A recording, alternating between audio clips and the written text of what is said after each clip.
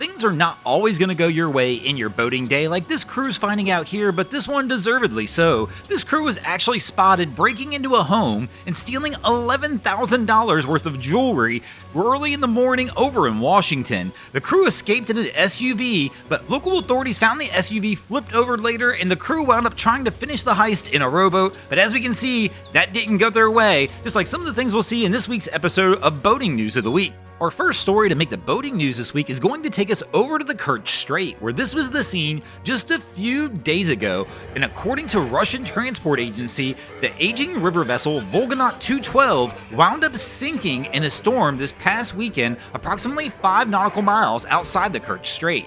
Waves were reported to be in excess of 25 feet at the time of the incident, and here you can see the aging vessel actually breaking apart with the bow separating from the vessel and floating away from the ship. It's believed at the time of the incident the tanker was carrying approximately 4,300 tons of mazout, a Russian and Central Asian residual fuel oil produced from low-quality feedstocks. At this time, it's not 100% determined how much of that oil has leaked into the ocean, but for this aging Russian river tanker fleet, they actually wound up having 2 additional vessels have trouble during this exact same storm from the same operating fleet, as the Volgonaut 239 wound up running aground during the storm as well, just about the same time the 212 wound up sinking. The 239, it was suggested that it was sinking but did remain afloat. Conditions on the scene were poor, so crews actually did not bother to go rescue the crew since it was grounded at the time, and were going to attempt the rescue once conditions cleared. But with 3 vessels out there having issues and leaking oil, this is now the scene on the Russian coastline as oil has begun to wash ashore in popular tourist beach destinations. The images seen here come from the beach near Anapa.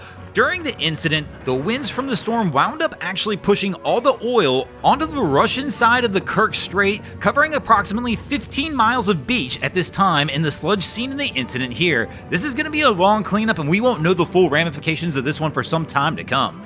Our next story to make the boating news this week is going to take us over to the Bahamas and Nassau Harbor, where this was the scene just this past week.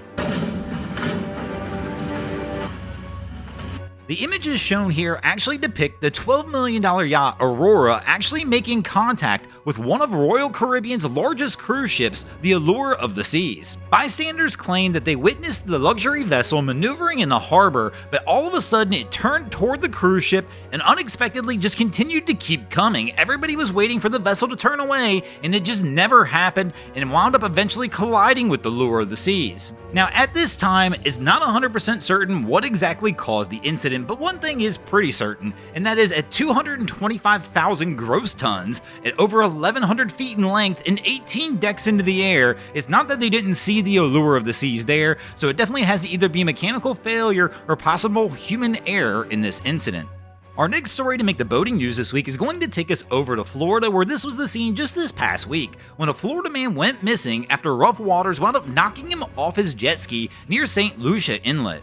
According to reports, witnesses spotted a jet ski with nobody on board just off the coast of St. Lucia Inlet this past weekend. The Good Samaritan who spotted the vessel wound up alerting authorities, and the Martin County Sheriff's Office wound up deploying deputies, an aviation unit, and several marine units in an attempt to try and find the missing boater. Fortunately, the search didn't last long, as one of the Martin County sheriffs wound up spotting the man clinging to some rocks on the St. Lucia Inlet. The Coast Guard was called in with a rescue helicopter to attempt to drop a rescue swimmer down to the rocks and attempt to hoist the man off the inlet due to the rough weather conditions and try and get him evacuated off. Fortunately, as you can see in these images here, the situation worked and the man was pulled off the rocks and brought back to shore safely. Thanks for watching, crew. I hope you enjoyed this week's episode of Boating News of the Week. If you ever see anything crazy happening on your waterways, be sure to hit us up on Facebook or Instagram and let us know, and you might see your stories over here. And if you guys haven't already, go ahead and drop an anchor on the subscribe button.